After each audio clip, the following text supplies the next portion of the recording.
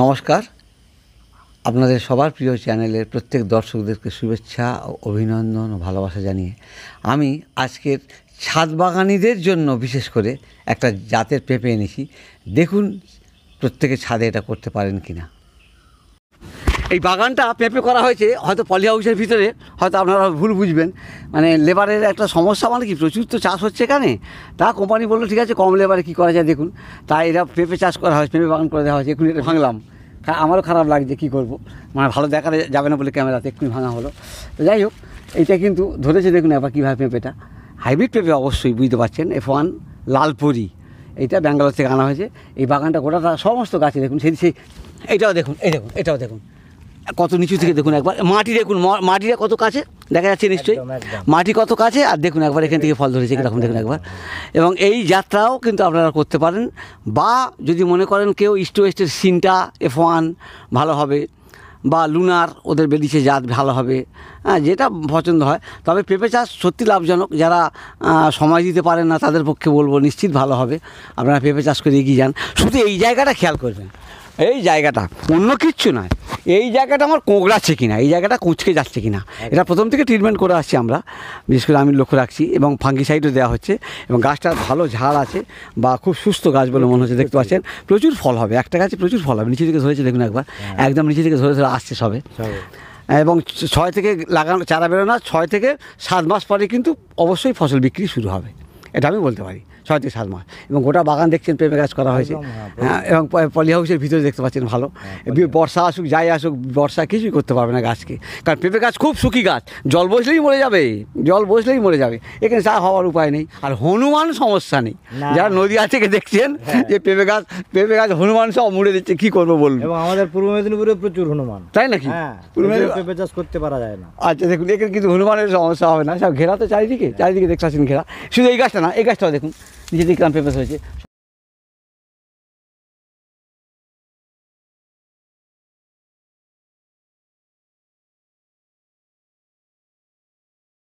দেখুন কেমন হয়েছে, একদম মাটির গোড়া থেকে দেখুন, দেড় ফুট একা দূর থেকে হয়ে একদম দাঁড়ানো পর্যন্ত। হ্যাঁ, আবার সেই গাছ প্রত্যেকটা গাছেই হয়েছে দেখুন একবার প্রচুর। এবং ট্রিটমেন্ট চলছে কি, ওই পিজিআর দেওয়া হয়েছে, নিশ্চয়ই আপনারা বুঝতে পারছেন, না 10 থেকে 12 দিন ছাড়া পিজিআর দেওয়া হয়। আর পোকার জন্য আমরা ল্যান্সার গোল্ড দিই প্রতি লিটার জলে 2 গ্রাম।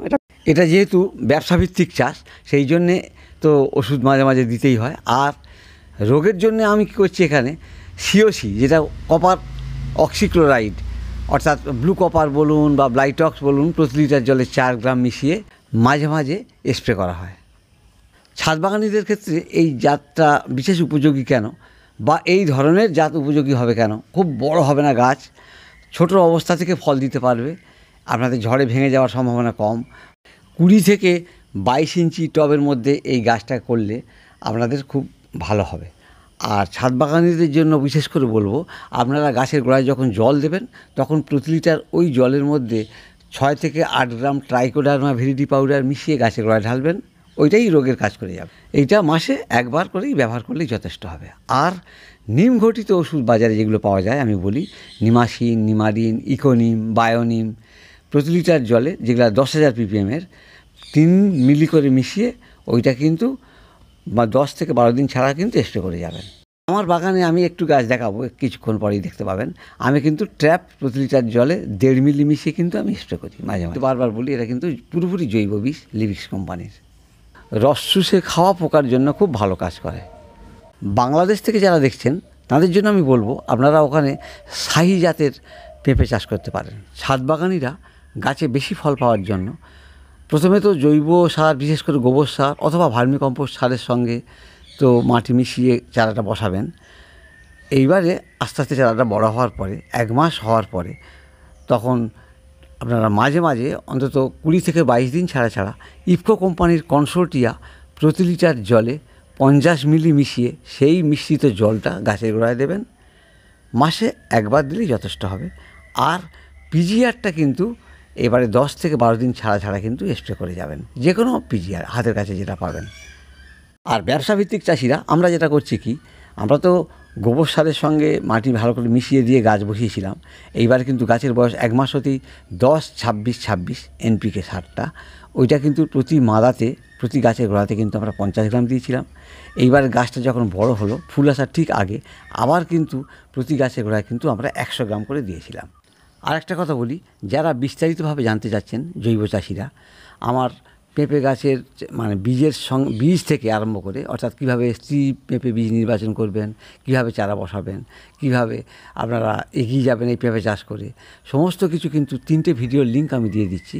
সেই ভিডিও যদি যারা দেখেননি, সেই ভিডিওগুলো দেখলে কিন্তু আপনাদের উপকার হবে। দেখেছি ইউটিউবে যে এইরকম বা ফেসবুকে যে ছোটো গাছে পেঁপে, আমরা অনেকেই বিশ্বাস করি না যে এটা বোধহয় গুগল টুগুল থেকে সার্চ করে কিভাবে একটা সাজিয়েছে, কিন্তু না, এটা একদম অরিজিনাল। আপনারা অরিজিনাল দেখুন, টোটাল 1.5 হাত গাছ, 1 হাতের পর থেকেই পেঁপে ধরা শুরু হয়েছে এবং অসংখ্য পেঁপে, প্রচুর। আমরা এটা পলি হাউসের ভেতরে করেছি, এটা আপনারা বাইরেও করতে পারেন। লালপরি, এর উপরটা লাল হবে, ভেতরটাও লাল হবে, ঠিক আছে, হলুদ হয় কিন্তু এটা লাল।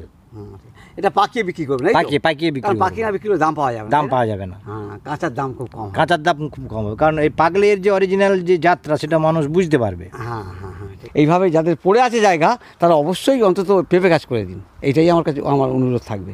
এই জাতটা না পান না, যে জাত ভালো পাবেন, F1 জাত, আমি স্টের পেঁপে বীজ বলবো, ওরাও ভালো, যেটাই ইচ্ছা করতে পারেন। এটা কিন্তু আমার ওয়াশিংটন, ঘরে খাই আবার তৈরি হয় পেঁপের বীজ। এইভাবে কিন্তু আমার ছোট গাছ দেখুন।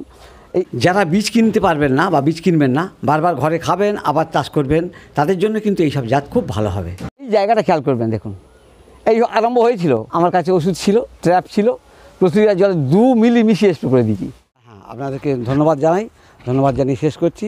ভালো থাকুন, এগিয়ে চলুন এইভাবে চাষবাস করে। তবে পাকা পেঁপে বিক্রি করতে হবে, পাকা পেঁপে বিক্রি করলেই দাম পাবেন, কারণ সবজির দাম হয়তো হবে না, ভালো পাওয়া যাবে না। পাকা পেঁপে একটু হয়তো সময় নেবে, কিন্তু অনেক দাম দিয়ে দেবে আপনাদের। আর শেষে একটা কথা বলবো, চ্যানেলটাকে সাবস্ক্রাইব করুন, 5 জনকে দেখতে সাহায্য করুন। ভালো থাকুন, এগিয়ে চলুন। সকলকে ধন্যবাদ জানিয়ে শেষ করছি। নমস্কার।